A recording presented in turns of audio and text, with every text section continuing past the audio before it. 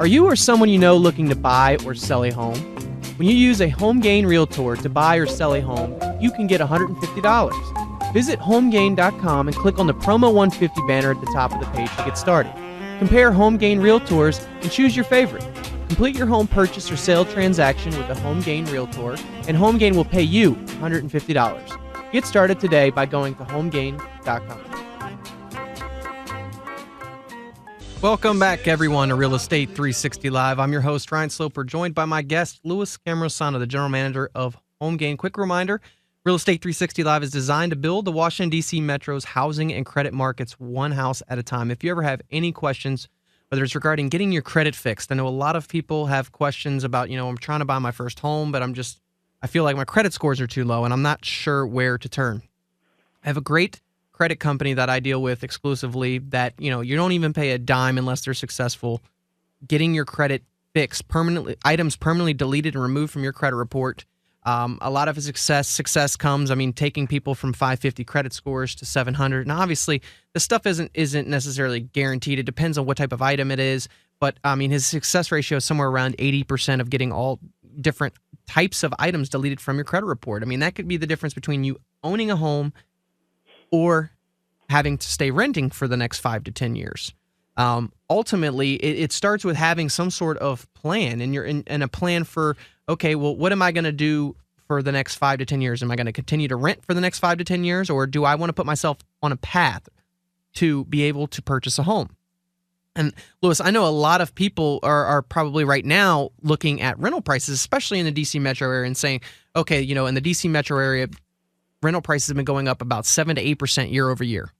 And it's really starting to hit them now because the landlord's coming back when the lease is up and saying, hey, well, it was $2,000, but now it's going to be $2,150, and then the year after that, it's going to be $2,300. And they're making the decision now almost like forcefully. They're being almost forced into the decision of buying a home. And it shouldn't be that way. Ultimately, if you plan on staying around in the area for 5 to 7 to 10 years, it might make sense for you to buy it. Not for everyone. I'd always say that there is, a certain group of people that will probably never own a home and probably that shouldn't own a home. But for the people that can qualify for a loan, that have a stable job, been there, for 2 years, or as I talked about earlier on the show, if you're getting out of school and you have an offer letter from a company, that will suffice as long as you plan on starting your job within 90 days. And as long as you have some money saved up for a down payment. Now, I say that kind of loosely because you don't always need a big chunk of money for a down payment, especially if you're a first-time home buyer. And in Virginia, D.C., and Maryland, there's a lot of first-time home buyer programs that are out there that will allow you to get into the house for probably $500 to $1,000 if the seller's willing to assist with closing costs. And, that's one of the other trends, Louis, that I've seen over the last couple months where on a lot of the offers that were coming in the D.C. metro area, you were seeing a lot of probably close to full price offers, but a lot of sellers giving closing cost assistance. That's kind of now flipped itself, and now they're more towards the full price offer, but without the closing cost assistance, and it's now more favoring a seller dominated market versus a buyer market.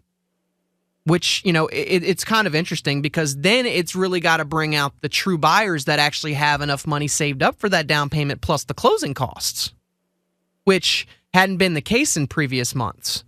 So, and that's the other thing that is allowing or not allowing people to buy a home is because you might have people that have saved up a 5% down payment, but they don't have saved up another 3%, 3 to 4% for their closing costs. So they're the ones that are missing out on these homes that have multiple bids. It was interesting in that article, it was saying that, and they were giving an example of, let's see here, in Southern California, an office by the name of Redfin agents, nearly 83% of offers that Redfin agents had made on behalf of their clients in the San Francisco Bay Area this year, and 71% in Southern California had a competing bid. So that means multiple offers. That's probably, similar to what's going on here in the DC metro area. And obviously everything is going to be regional. Do I think that the same thing is going to go on in Nevada or Arizona? Probably not. But we've had a huge influx of foreign money lately where it seems like everything that's at a decent price is getting bought up by foreign money. And I think that trend is likely to continue. A lot of people are getting frustrated right now because, they have a loan that's, obviously it's going to take probably 30 plus days for that loan to close. And then you have another offer that comes in as a cash deal. It may not be as much as the offer that for the person that has financing contingency there. And the seller's electing to go with the investor cash offer. And that's just kind of the nature of the beast. I mean, the investors with the cash are basically always going to be have the upper hand in those transactions.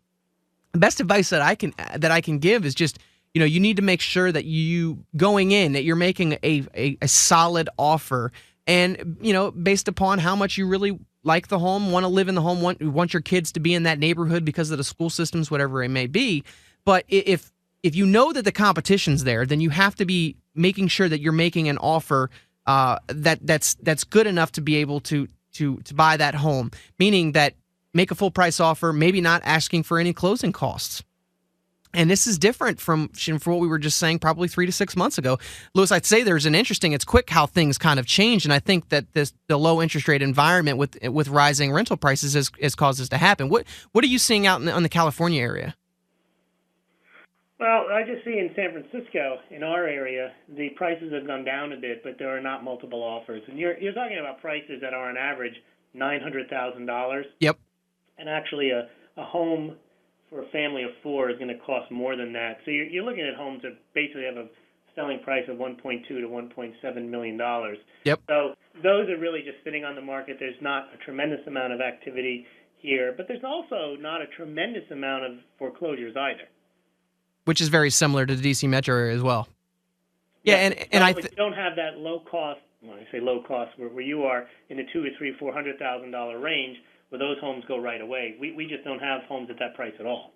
Yeah, and most of the areas that I'm talking about are probably they're on the outskirts of the D.C. area, so in the suburbs.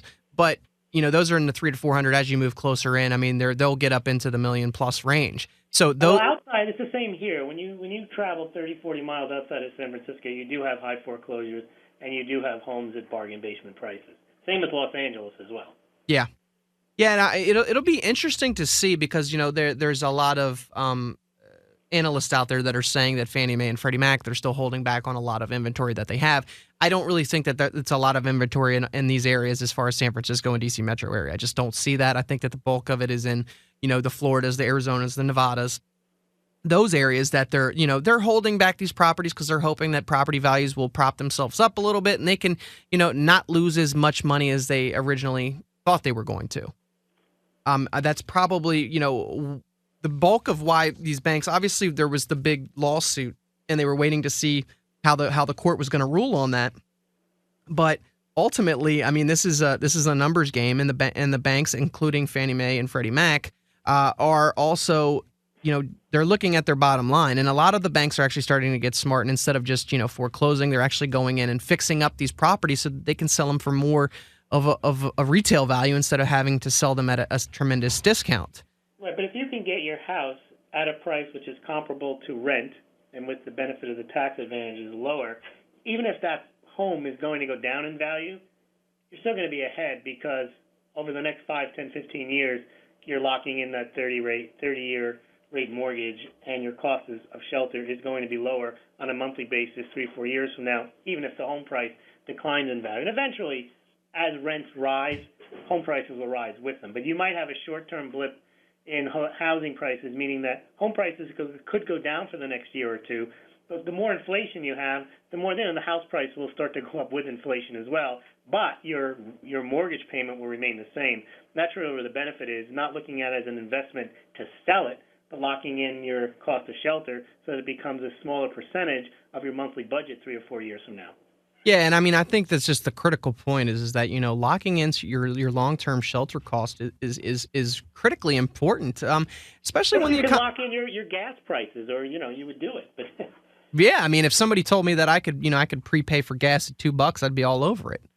And I think that, obviously taking out a mortgage is one of the largest financial transactions that anybody will ever do. And, think about this. I mean, sub 4% interest rates, sub 4%. I mean, it's the lowest interest rates pretty much in history. So, and housing housing prices are now at the pre-bubble rate, so they're not ridiculously valued. Yeah, and this just is kind of some technical stuff here, but the 10-year note is approaching 1.9%. Now, since last October, the 10-year has fallen below it on 3 occasions, but in each case, the note was unable to hold underneath that number. Now I'm not really sure what's going to occur, but history does tend to have an impact. And why the 10-year is kind of important is because that tends to go kind of hand in hand with where actual interest rates are going. Now, they don't always move in the same direction, but for the long haul, it's probably a pretty good indicator. So, Ryan, look at Spain and Italy. I mean, they have similar GDP to debt ratios as the United States, and what are their 10 years at? Oh, they're well above that.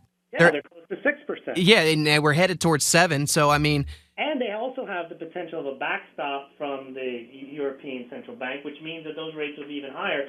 So the 2% U.S. Treasury at that price is ridiculously low. Yeah, absolutely. And what that really means to you guys out there that are looking at mortgage interest rates is that ultimately the longer that this 10-year note stays low, the longer mortgage interest rates are probably going to stay low. As long as we continue to have all the unrest in Europe, more money is probably likely to keep pouring into our treasuries here, which, we don't necessarily feel like that's probably the place they should go, but that's where they're going. And, you guys will be the benefit of the ones who are trying to obtain a mortgage. So, the best advice that I can get is reach out and even if you're probably maybe not looking to buy in the next couple of months, find out if you're qualified. And if you're not qualified right now, find out what you can do to allow yourself to get qualified in the next 6 months to a year. So you put yourself in a position where you can just say, hey, I'm ready to buy right now. Get pre-qualified or get pre-approved so you're able to do that. The number is 877-245-2030. That's 877-245-2030. We're coming up on a break, but when we come back, we're going to go over the long and short-term implications of foreclosures and the implications that this could have on your kids. We want to make sure that you guys are comfortable making a smart decision when trying to choose between a foreclosure and short sale. Stay right there when we come back.